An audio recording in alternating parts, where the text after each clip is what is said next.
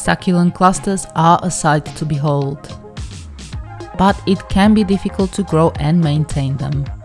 I grow succulents and other plants for a living, and in today's video I'm going to show you what I do to get huge clusters like this.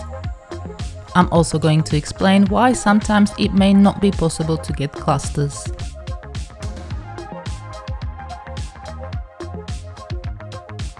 I feel this is the most important step to grow big clusters, as not all succulents grow offsets or they only grow a few. For instance, this Echeveria rubin mostly stays solitary.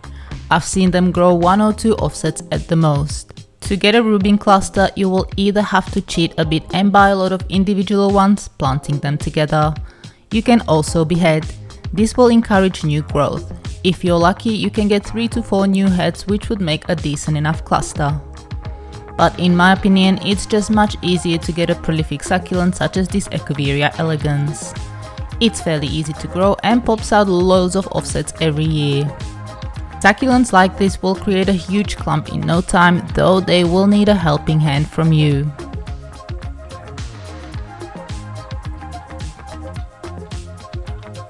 More root space plus fresh potting mix equals bigger clusters. It is the simplest way of getting succulents to get bigger and encourage offset growth. Here's one example of how giving your succulent a bigger home will encourage growth versus keeping them in the same pot. These plants are the same age.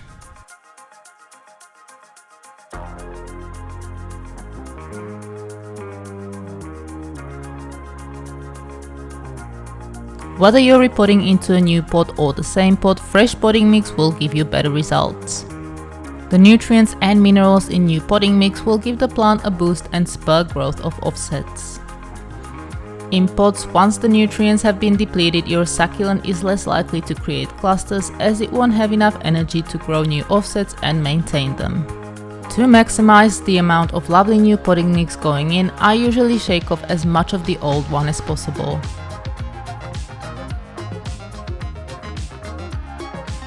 A good succulent potting mix will usually have slow release fertilizer added already.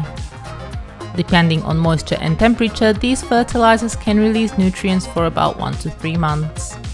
Although succulents do need nutrients, they are not as needy as many other plants. You can safely assume they'll have enough nutrients from slow release fertilizer for about 3 months. You can apply slow release fertilizer for succulents in spring and summer.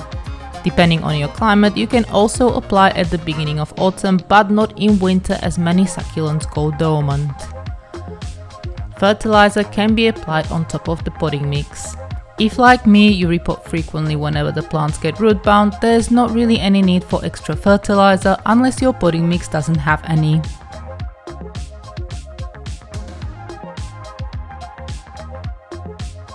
While it is true succulents can be sensitive to water, they still need somewhat regular watering. If they are kept too dry, they may slow their growth and not produce as many offsets. This is because they'll think they're in drought. New offsets may not grow well, as there's simply not enough water for the plant to sustain them. In my opinion, a good rule to watering succulents is to water well by completely drenching them and then wait until the potting mix gets dry before watering again.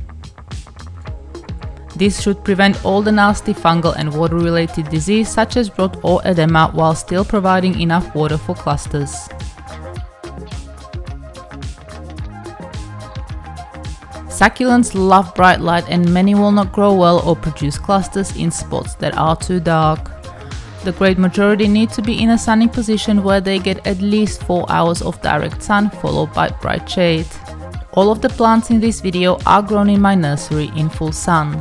To prevent sunburn on super hot days and damage from hail, we have 30% shade cloth over them. Sun provides plants with growing energy via photosynthesis.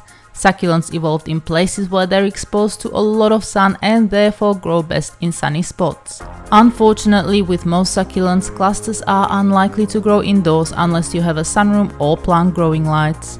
A few succulents such as Haworthia or Gasteria are tolerant of shade and may produce clusters, but it will be a slow and long process. If your climate allows it, you can plant succulents in the ground where they usually grow best. Because they'll have lots of root space, they'll be able to grow amazing clusters. There are, however, a few things to consider. Most succulents are not frost hardy, and so planting in the garden will not be an option for many of you watching this video. Succulents also tend to have thin roots, and to get large clusters, poor and dense soils may need to be cultivated well before planting. My garden soil is far from ideal, but working a bit of potting mix through seems to do the trick. The good news is you don't have to go overboard with expensive succulent potting mix. A generic all-purpose mix will do just fine. And a final FYI, not everyone will be able to grow huge clusters for one simple reason: unfavorable climate. If your growing season is short and winters are too cold for growing succulents outdoors, they may struggle to grow and take time with forming clumps. One of the reasons I'm able to grow big and beautiful clusters is favorable climate and the fact I can grow succulents outdoors all year round. So don't beat yourself up if your succulents are a bit slow to grow. It may just be you're up against the forces of Mother Nature. And that is all for today. I hope this video was useful, and if you have anything to add or would like to ask a question, you can do so in the comments below. To learn more about succulents, hit the subscribe button or go to our website succulentgrowingtips.com. Thank you so very much for watching.